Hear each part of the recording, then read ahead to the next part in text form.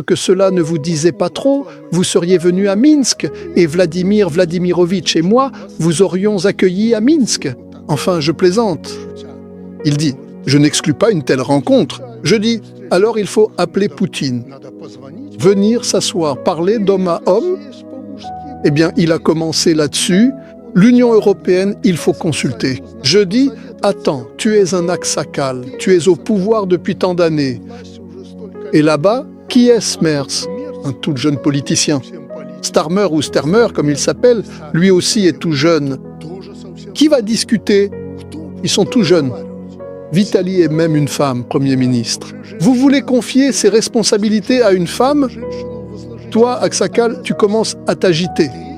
Aujourd'hui, en Europe, on peut dire que tu es le personnage principal et le moteur de tout cela. Tu es allé en Arménie. Eh bien, maintenant... de vous avoir sur notre plateforme d'échange. Merci. Je suis là pour vous dire merci. Merci d'être venu, merci d'être là. Et les amis, prenez le temps de regarder cette vidéo attentivement. Prenez le temps de l'écouter attentivement, les amis. Écoutons cette vidéo. Parlez-nous, s'il vous plaît, de votre récente conversation avec le président de la France. Que voulait Macron? Parce qu'il existe différentes versions, y compris celle selon laquelle il... appelez. Pour vous mettre en garde contre une entrée en guerre. Non, il en a été question, mais personne ne m'a mis en garde. Écoute, Emmanuel Macron me connaît bien. Il sait qu'il vaut mieux ne pas essayer de me mettre en garde. Avant de faire quoi que ce soit, je réfléchis 1000 fois et tu sais bien que je pense toujours à ce qui va se passer ensuite, contrairement à eux. Alors, en ce qui concerne Emmanuel Macron, le président de la France, c'est de cela qu'il s'agissait, mais dans ce sens-là. Alexandre Grigorievitch, je suis étonné de la façon dont il arrive à le prononcer. Alexandre Grigorievitch, il y a des informations selon lesquelles vous voudriez entrer en guerre. Je lui ai dit, mais non, voyons, Dieu t'en préserve, je l'ai même interrompu. Non, je ne prévois d'entrer nulle part. Pourquoi devrais-je m'impliquer? Vous avez mené un exercice nucléaire, Sladin Nadimovitch. Ici, vous êtes presque en train de déclencher une guerre nucléaire. Vous voulez utiliser des armes nucléaires. Je lui ai dit, mais non, voyons, Dieu t'en préserve. J'ai dit personnellement que cela ne pourrait arriver que dans un seul cas. Si une agression était commise contre la Biélorussie, c'est tout. Et comment cela s'est-il terminé surtout? Ça s'est terminé sur l'Ukraine et les conséquences si nous, avec les Russes, attaquons encore l'Ukraine depuis le nord. Vous comprenez bien que nous serons obligés de répondre. Je dis, il ne faut pas répondre, il faut aspirer à la paix. Et nous y aspirons. Je dis, si vous aspiriez vraiment à la paix, alors, étant à la réunion à Erevan, eh bien, à Moscou, peut-être que cela ne vous disait pas trop, vous seriez venu à Minsk et Vladimir Vladimirovitch et moi vous aurions accueilli à Minsk. Enfin, je plaisante. Il dit, je n'exclus pas une telle rencontre. Je dis, alors il faut appeler Poutine. Venir s'asseoir, parler d'homme à homme. Eh bien, il a commencé là-dessus. L'Union européenne, il faut consulter. Je dis, attends, tu es un Aksakal, tu es au pouvoir depuis tant d'années. Et là-bas, qui est Smers? Un tout jeune politicien. Starmer ou Stermer, comme il s'appelle, lui aussi est tout jeune. Qui va discuter? Ils sont tout jeunes. Vitaly est même une femme, Premier ministre. Vous voulez confier ces responsabilités à une femme? Toi, Aksakal, tu commences à t'agiter. Aujourd'hui, en Europe, on peut dire que tu es le personnage principal et le moteur de tout cela. Tu es allé en Arménie. Eh bien, maintenant, il faut venir chez nous, discuter à Moscou ou à Minsk et régler cette question lors de la conversation. Voilà, le sujet tournait autour de ça. Et il y avait une multitude de questions connexes, y compris sur les négociations avec les États-Unis d'Amérique, avec nous. Nous avons abordé cette question de manière superficielle et nous sommes arrivés à l'avis unanime que toutes les questions de sécurité européenne et concernant l'Europe doivent être résolues en Europe. Ce n'est pas à Donald Trump de nous tapoter la tête et de nous pousser vers la paix, c'est à nous de régler ces questions car c'est nous qui vivons directement ici. D'ailleurs, Donald Trump l'a déjà dit à plusieurs reprises, la guerre en Ukraine est une question européenne. Il a raison de le dire.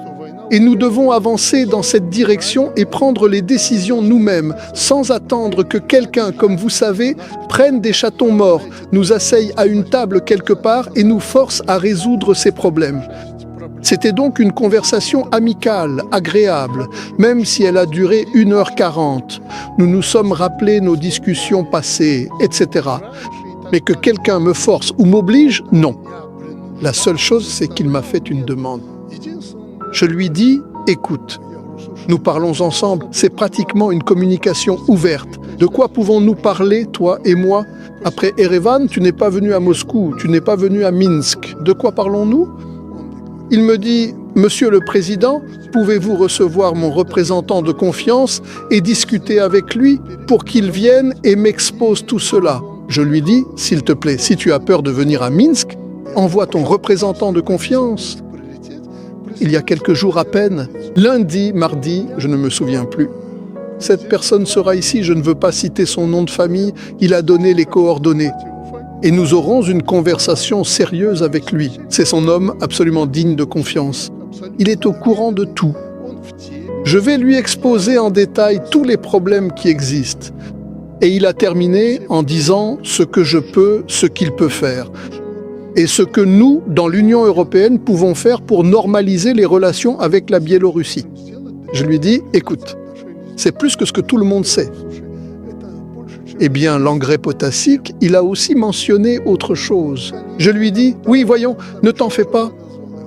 Aujourd'hui, la potasse, le prix des engrais minéraux a grimpé. Tous les volumes sont déjà sous contrat. Et si on doit livrer à quelqu'un, aujourd'hui, nous n'avons pas une seule tonne d'engrais minéraux, pas seulement potassiques, mais aussi phosphatés et azotés. Ils sont tous déjà sous contrat et à un bon prix. Donc pour nous, la potasse, eh bien, c'est à cause de nos petits traîtres, de nos fuyards. Pour eux, tout tourne autour de la potasse, c'est tout. C'est tout. Les marchés ont déjà été réorganisés, réorientés. Bien sûr, ce serait bien si, comme avant, nous pouvions charger cette potasse juste à côté, en Lituanie. Cela aurait été encore plus rentable, mais ça ne marche pas. Ils ne veulent pas faire un geste vers nous. Nous chargeons tout en Russie. Donc ce n'est pas un problème. Merci. Merci. Les accusations que nous, notamment concernant les drones dans certains pays de l'Union européenne, sont toutes sans fondement. Aucun fait, aucun document, aucun témoignage, rien n'a été présenté. Et ce n'est pas seulement que rien n'a été présenté à la partie russe, rien n'a même été présenté à leurs propres citoyens, aux citoyens des pays de l'Union européenne, qui, il me semble, devraient savoir sur quoi leurs dirigeants fondent leur rhétorique accusatrice. Deuxième point, en ce qui concerne l'histoire actuelle en Roumanie, son amplification, tout ce tapage, il est clair à quoi cela est lié. L'Occident veut littéralement fermer les yeux, faire en sorte que personne ne prête attention au crime de Zelensky, à savoir le meurtre d'enfants à Starobelsk. Ils essaient simplement de détourner l'attention de cet attentat sanglant et terrible. Et cet attentat, je le rappelle, a justement été commis avec l'argent des pays de l'Union européenne et avec leur soutien direct. Et cela se voit au fait qu'ils ont tout fait pour ne pas exprimer de mots de compassion, d'empathie, ni même de simples paroles humaines envers ceux qui ont été tués et ceux qui ont perdu leurs proches. C'est pourquoi, encore une fois, une autre preuve que tout ce tapage leur était extrêmement nécessaire en ce moment, c'est bien sûr l'annonce de la fermeture du consulat général de Russie à Constance et la déclaration du consul général russe persona non grata. Et nous comprenons que de telles actions leur sont nécessaires dans le cadre de la campagne qu'ils mènent, encore une fois, une campagne d'information anti-russe et russophobe. Quant à la réaction à l'annonce du consul général russe persona non grata et à la fermeture du consulat général, je vous assure que la réaction ne se fera pas attendre. Vous comprenez, le problème, c'est que lorsqu'ils accusaient sans fondement la Russie d'avoir soi-disant envoyé des drones sur leur territoire, il s'avérait que ces drones n'avaient aucun lien avec la Russie. Et en plus, le régime de Kiev le confirmait. De plus, ils présentaient même des excuses aux pays concernés. Mais, pour une raison quelconque, ils ne veulent pas s'en souvenir. Ils n'ont jamais adressé le moindre reproche au régime de Kiev. Il me semble que ce n'est pas seulement une limite, mais en principe, non pas une douche froide, mais une douche sanglante pour Bruxelles aurait dû être l'attentat terroriste à Starobelsk organisé par Zelensky et toute sa bande lorsqu'ils ont délibérément frappé en 3 vagues un collège, un dortoir d'établissement scolaire où se trouvaient directement des enfants où des enfants dormaient. À la suite de cela, 21 enfants ont été tués, plus de 40 ont été grièvement blessés et en fait, le nombre de victimes est encore plus élevé. Voilà ce qui aurait dû être pour eux, pour ainsi dire, un signal d'alarme. Mais même après cela, ils ne se sont pas réveillés.